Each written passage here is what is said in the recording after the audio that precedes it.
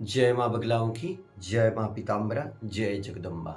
मेरे गुरुकुल में विराजमान माँ भगवती ब्रह्मास्त्र महाविद्या पीताम्बरा भगवती के आप सभी को भी माता भगवती के दिव्य स्वरूप के दर्शन करने का सौभाग्य प्राप्त हो रहा है। यही वह दिव्य स्थान है जहाँ माँ भगवती, माँ बगलामुखी माता कई वर्षों से विराजमान है और भारतवर्ष ही नहीं, विश्व के कई भक्त श्रद्धालुओं को माँ बगलामुखी माता जी की दीक्षा इसी स्थान से प्राप्त हुई है।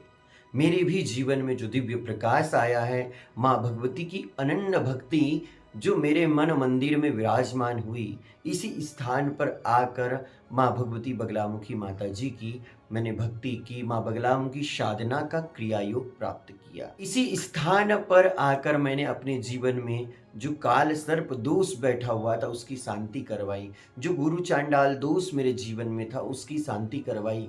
मेरे हाथ में जो आप रत्न देखते हो, मुझे इसी गुरुकुल से प्राप्त हुआ। इसलिए आप भी आपके गुरुदेव से आपके जीवन में चल रही समस्याओं के लिए उचित मार्गदर्शन प्राप्त करें। देखिए, माँ बगलामुखी माँ जगत माता है, पीताम्बरा माता है, लेकिन इनकी भक्ति साधना करते समय हमें बहुत सारी चीज़ों का ध्यान करना पड़ता है। बहुत सारी चीज़ों को हमें व्यवस्थित लेकर चलना पड़ता है। गुरु परंपरा से निरंतर माँ भगवती का चिंतन मनन करते हुए आगे बढ़ते रहना पड़ता है। कई बार माँ भगवती परीक्षाएं लेती है, हमारा मन गुरु पर भी अश्रद्धा कर बैठता है, लेकिन गुरु ही हमें माँ भगवती की साधना में पार लगाएंगे। अक्सर बहुत सारे शिष्य स्वार्थी लालची होते हैं जो गुरु चरणों में अनुराग नहीं रख पाते हैं, गुरु चरणों में पूर्ण श्रद्धा नहीं रख पाते हैं। लोगों का ध्येय यह होता है कि अगर उन्हें दीक्षा मिल गई, माँ बगलामुखी माँ का मंत्र मिल गया तो फिर वे सफल हो जाएंगे, लेकिन ऐसा नहीं है भक्तजनों। मैंने भी मेरे जीवन में माँ भगवती की साधना की है, तपस्या की है और उस यात्रा पर मैं बढ़ रहा हूँ धीरे धीरे आगे, क्योंकि माँ बगलामुखी माँ ब्रह्मास्त्र विद्या है। इनकी कृपा का भंडार समाप्त नहीं होता है, इनकी भक्ति का भंडार कभी समाप्त नहीं होता है। हम जीवन भर इनके मंत्र का जाप करते रहेंगे, फिर भी इन्हें पूर्णतः प्राप्त नहीं कर पाएंगे, क्योंकि यही पूर्ण गुरु है। ओम पूर्णमदाः पूर्णमिदं पूर्णात् पूर्णमुदच्यते पूर्णस्य पूर्णमादाय पूर्णमेवावशिष्यते। क्योंकि इनकी शरण में जितने आते हैं उतने तर ही जाते हैं, लेकिन इनकी दया का, इनकी कृपा का भंडार कभी समाप्त नहीं होता है। ये जगत जननी है, ये परमेश्वरी है, ये आदि शक्ति है। मैं आप सभी भक्त लोगों को पुनः अपनी मैंने माँ बगलामुखी को कैसे पाया यात्रा पर लेकर आता हूँ। मेरे गांव में जब माँ भगवती बगलामुखी माता जी के दिव्य मंदिर का निर्माण कार्य चल रहा था, उसी निर्माण कार्य के आरंभ होते ही गांव में हमारी बुराई होने लगी। गांव में बहुत सारे अकारण ही शत्रु उत्पन्न होने लगे, अकारण ही माँ भगवती के दिव्य दरबार से जलने लगे, अकारण ही लोगों के मन में गलत गलत भ्रांतियां उत्पन्न होने लगी। माँ बगलामुखी माता ब्रह्मास्त्र महाविद्या इतनी बड़ी शक्ति है, लेकिन जब कहीं विराजमान होती है, जब कभी इनके आवाहन की प्रक्रिया चालू होती है, तो माँ जगदम्बा अपने साधक की चारों ओर से परीक्षाएं लेती है। कहीं यह साधक, कहीं यह भक्त, ये जो मुझे लाने का संकल्प ले बैठा, यह छोड़ न दे। मेरे पास तो माँ बगलामुखी माँ के दरबार को बनाने के लिए पैसे भी नहीं थे। मेरे पास तो माँ बगलामुखी माता का जो मैंने दिव्य विग्रह लाया, उस विग्रह लाने के लिए भी पैसे नहीं थे। सब उस परमेश्वरी ने मुझ पर कृपा करके सरल कर दिया। तो भक्तजनों, मैं आप सभी को यही बताने वाला हूँ कि एक माँ बगलामुखी माँ के साधक के भी शत्रु तैयार होते हैं, लेकिन उसका कारण मैंने गुरु परंपरा से जाना कि हम माँ बगलामुखी माँ की दीक्षा ले लेते हैं, माँ बगलामुखी माता जी की नित्य उपासना भी करते हैं, एक माला, दो माला, 5 माला तक धीरे धीरे साधना करते रहते हैं, लेकिन उसके बाद भी हमारे जीवन में जो समस्याएं होती हैं वो थोड़ी कम तो होती हैं, लेकिन उन समस्याओं पर विराम नहीं लग पाता है और हम ये सोच बैठते हैं कि हमने तो माँ बगलामुखी माँ की दीक्षा ले ली है, हमारे पास तो एक अच्छे गुरु है, सिद्ध गुरु है, हम अब समस्याओं से मुक्त हो जाएंगे। मैं आप सभी को बताना चाहूंगा, जो बगलामुखी माता जी है, इनकी कृपा तो आपको प्राप्त हो जाएंगी, लेकिन जो भोग काल है, जो आपके भाग्य में परमात्मा ने लिखा हुआ है, अगर 90% लिखा है तो उसको 5% 2% पे लाना तो आपको होगा, और वो निरंतर अनुष्ठान जप तप व्रत करने से ही आ सकता है। प्रिय भक्तजनों, मैंने माँ बगलामुखी माँ की दीक्षा ली थी। गुरु परंपरा से मैंने छोटे छोटे 3-4 अनुष्ठान भी किए। गुरु सानिध्य में मैं बार बार माँ बगलामुखी माँ के मंत्र का जाप कर रहा था। मेरे मन मंदिर में माँ बगलामुखी माता जी का यह दिव्य विग्रह विराजमान था।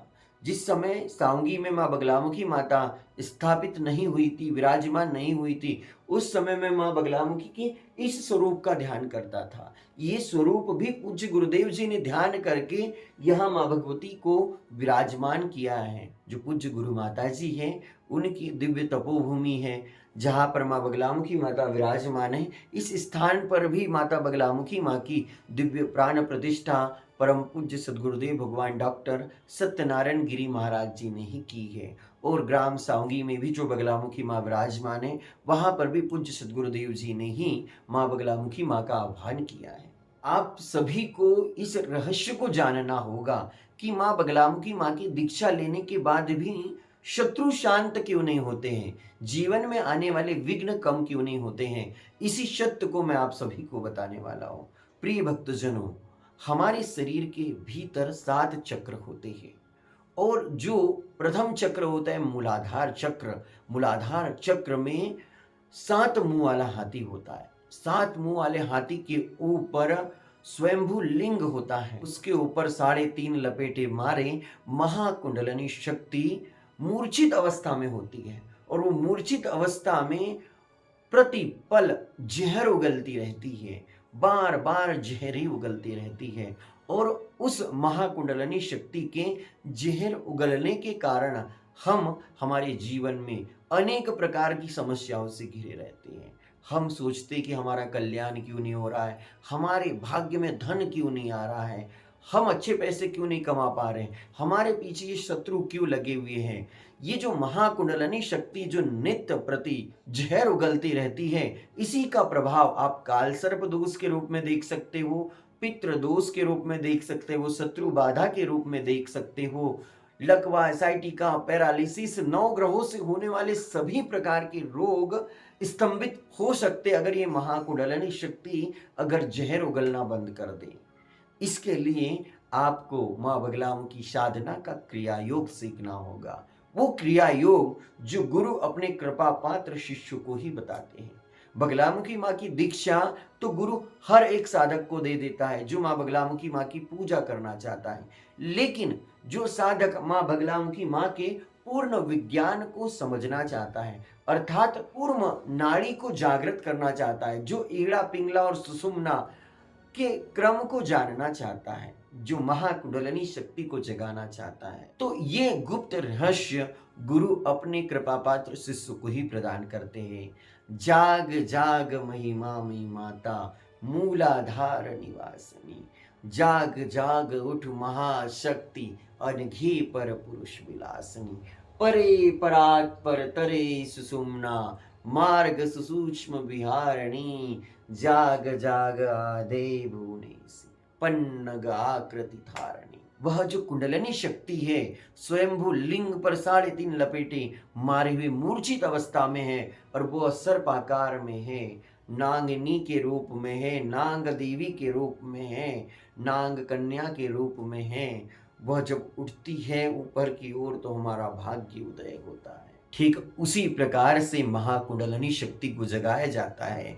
जब देवताओं के पास से माता लक्ष्मी जी जा चुकी थी और उन्होंने राक्षसों के साथ मिलकर समुद्र मंथन का संकल्प लिया, एक जगह से पर्वत लेकर आए, एक जगह से सांप लेकर आए, वासुकी नाग देवता को लेके आए और फिर मंथन करने लगे, तो उनका मंथन सफल नहीं हो रहा था। बहुत सारे लोग यज्ञ पूजा अनुष्ठान करते रहते हैं, उसके बाद भी उनके जीवन में सुख का पल उन्हें देखने को नहीं मिलता है। कई लोगों ने पितृ दोष, काल सर्प दोष, अंगार कारक दोष, कई प्रकार के दोषों की शांति कर ली है, उसके बाद में भी उनको राहत प्राप्त नहीं हुई है, क्योंकि समुद्र मंथन तो कर रहे हैं वे, उनके पास सांप भी है, उनके पास पर्वत भी है और मंथन कर रहे हैं समुद्र के अंदर, अर्थात आपके भीतर मंत्र जाप का कर रहे हैं, त्राटक का कर रहे हैं, ध्यान का कर रहे हैं मंथन, लेकिन उनके शरीर से एक भी रत्न प्रकट नहीं हो रहा है। वैसे ही देवता और राक्षस चिंतित हुए कि इस पर्वत नीचे क्यों डूब जा रहा है, इस पर्वत के नीचे डूबने का क्या रहस्य है। तब भगवान विष्णु नारायण जी के पास गए कि प्रभु, समुद्र मंथन असंभव हो रहा है, क्योंकि नीचे कोई कठोर चीज न होने के कारण पर्वत बार बार डूब जा रहा है। देवी भागवत पुराण के अनुसार स्वयं जगदम्बा ने ही महाकूर्म का रूप धारण किया। माँ बगलामुखी माता जी का ही पुरुष रूप में अवतार कच्छप अवतार है, जो भगवान विष्णु नारायण के 10 अवतारों में से आता है, अर्थात बगलामुखी माँ ही महाकूर्म है।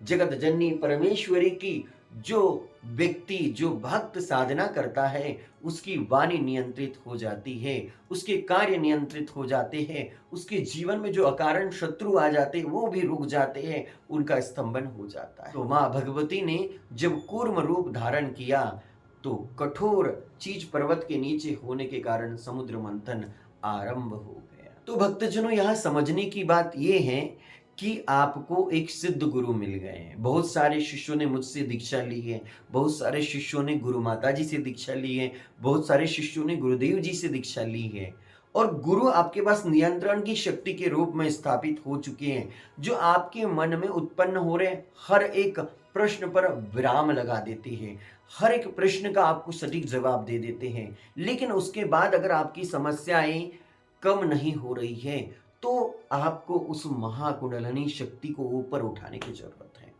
जैसे ही आप गुरु परंपरा से पुनः अनुष्ठान पूजन का संकल्प लोगे, 11,000 बीज मंत्र का, फिर 21,000 बीज मंत्र का, फिर 36,000 बीज मंत्र का, फिर 51,000 बीज मंत्र का, और गुरु परंपरा से त्राटक योग के माध्यम से, मंत्र योग के माध्यम से माँ बगलामुखी माँ का अनुष्ठान करोगे तो वो महाकुंडलिनी शक्ति ऊपर की ओर उठेंगी। मूलाधार चक्र से स्वादिष्ठान और स्वादिष्ठान से मणिपुर, अर्थात आपका रम बीज जागृत हो जाएगा, आपका हम बीज जागृत हो जाएगा, विशुद्ध चक्र आपका जागृत हो जाएगा, और हम से लेके छम तक दिवदल में स्थापित है, यह आज्ञा चक्र में स्थापित है। तो प्रिय भक्तजनों, यह कहानी आप सभी को इसीलिए बताना पड़ा कि मैंने भी माँ बगलामुखी माँ की दीक्षा ली थी, मेरे साथ भी मेरी गुरु माता जी थी, मेरे गुरुदेव जी थे, मेरे जीवन में भी माँ बगलामुखी माँ की कृपा थी, लेकिन जो प्रारब्ध था वो तो मुझे भोगना ही था। अगर मैं उस प्रारब्ध को कम करना चाहता हूँ तो मुझे कठोर साधना करना पड़ेगा। मैंने देखा कि इतने सारे शत्रु उत्पन्न हो रहे हैं, एक और एक तांत्रिक अलग धमकी दे रहा है मुझे कि मैं तुम्हें आजमाऊंगा, और एक समय तक मनुष्य इन सारी आपत्ति विपत्तियों को सहन कर सकता है, शत्रुओं को भी संभाल सकता है, लेकिन कोई व्यक्ति आपके पिता को आकर अभद्र बातें सुनाए, कोई व्यक्ति आपके पिता के साथ बदतमीजी करे, कोई व्यक्ति आपके घर वालों को आकर धमकी दे, तो शायद कोई भी व्यक्ति अपनी मनोस्थिति को खो सकता है। ठीक उसी प्रकार से मेरे भी जीवन में समय आया। बहुत सारे लोग ऐसे थे जो गांव में मेरे परिवार के बारे में, मेरे बारे में अभद्र बातें कर रहे थे।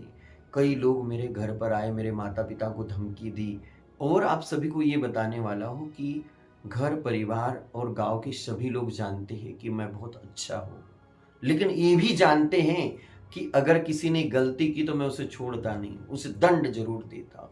और माँ बगलामुखी माँ की कृपा से मेरे पिताजी और मेरी बहनें ये जानती थी कि अगर भैया को इस चीज़ का पता चल गया कि ये व्यक्ति घर आया था तो शायद उस व्यक्ति का क्या हाल होगा, इसलिए मुझे मेरी बहनों ने और मेरे पिताश्री ने नहीं बताया। इसी बीच माँ बगलामुखी माँ का संघर्ष करते हुए, परिश्रम करते हुए, धन की व्यवस्था कहाँ से करते हुए माँ बगलामुखी माँ का दरबार तैयार हो गया। अब माँ बगलामुखी माँ के दरबार की छत डल चुकी थी, ऊपर में मेरे ऊपर छत्र छाया आ चुकी थी, और अब मेरे जीवन में माँ बगलामुखी माँ की भक्ति करने का समय आ चुका था। मुझे माँ बगलामुखी माँ की दिव्य अमृत में डूबने का समय आ चुका था। अब मेरे जीवन में जो मेरी महाकुंडलिनी शक्ति 24 घंटे जहर उगल रही होती है, उस जहर को पीने का समय आ चुका था। मेरे जीवन में अकारण शत्रु उत्पन्न हुए, एक तांत्रिक मुझे धमकी दे रहा, कई लोग मेरे घर परिवार में आकर मेरे माता पिता को अभद्र बातें सुना रहे थे। ये मैं पी पी के थक चुका था। अब इस जहर को मैं नष्ट करने का सोच रहा था। अब मैं इस जहर को विराम लगाने का, स्तंभन करने का संकल्प ले चुका था, क्योंकि अब बात माता पिता और परिवार तक आ चुकी थी। और माँ बगलामुखी माँ पीताम्बरा भगवती की कृपा से मैंने माँ बगलामुखी अनुष्ठान करने के लिए, माँ बगलामुखी माँ का आवाहन करने के लिए सब व्यवस्थाएं करना चालू कर दी। कमरे का कलर पीला करना चालू कर दिया। माँ बगलामुखी माँ के लिए एक आसन हमने बना दिया और माँ भगवती ब्रह्मास्त्र महाविद्या की भक्ति करने के लिए मैं तैयार हो गया। प्रिय भक्तजनों, माता बगलामुखी माँ की भक्ति, उपासना और आराधना मैंने मेरे जीवन में कैसे की, आप सभी को अगले आने वाले वीडियो में बताऊंगा। तब तक के लिए आप सभी के चरणों में सिर्फ एक ही बात कहना चाहूँगा कि ये माँ है, कभी भी अपने गुरु से बैर मत लीजिए, कभी भी अपने गुरु का मन मत तोड़िए, कभी भी अपने गुरु को अप्रसन्न मत कीजिए, क्योंकि गुरु आपको वो दे देंगे जिसकी आप कल्पना भी नहीं कर सकते हैं।